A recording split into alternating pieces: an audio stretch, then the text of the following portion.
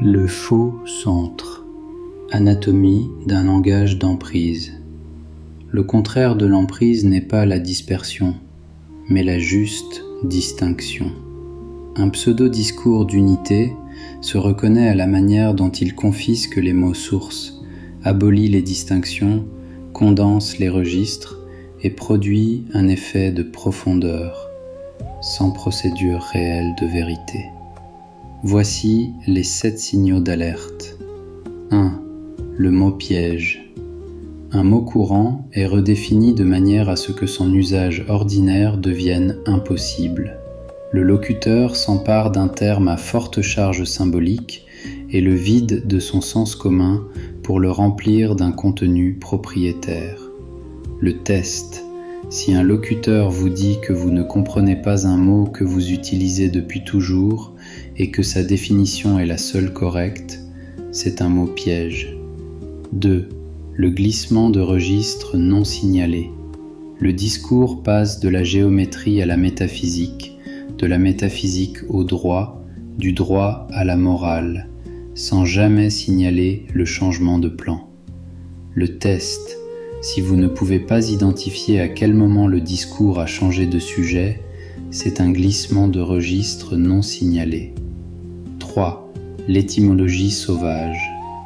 Le locuteur découpe les mots de manière arbitraire pour y révéler un sens caché.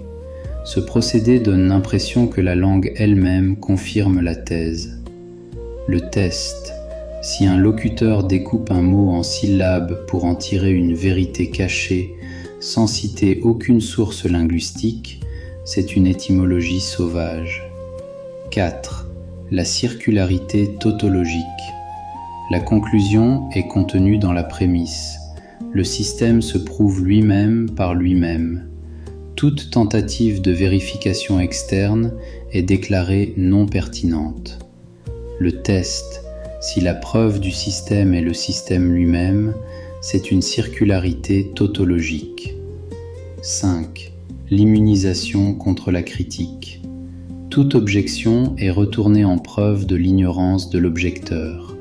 Le système ne peut pas être réfuté, parce que toute réfutation est interprétée comme un symptôme de ce que le système dénonce. Le test. Si ne pas comprendre est toujours la faute de celui qui ne comprend pas et jamais celle de celui qui s'exprime, c'est une immunisation contre la critique. 6. La captation de la souffrance.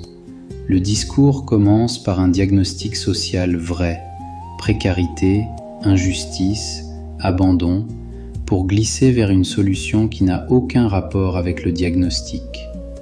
La souffrance réelle sert de porte d'entrée vers un système fermé.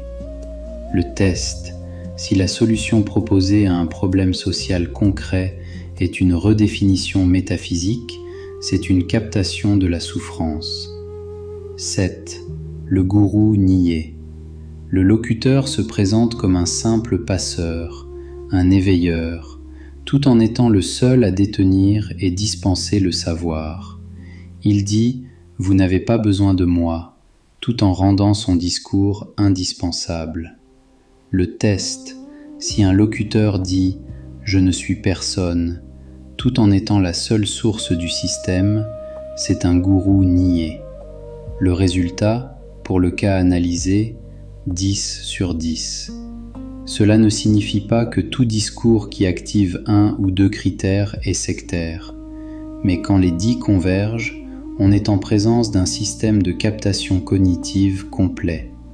Ce texte ne vise ni l'injure, ni le règlement de compte, ni la pathologisation des personnes. Il propose une lecture structurale d'un corpus public. Ne pas partir d'une accusation morale, mais d'une anatomie du discours.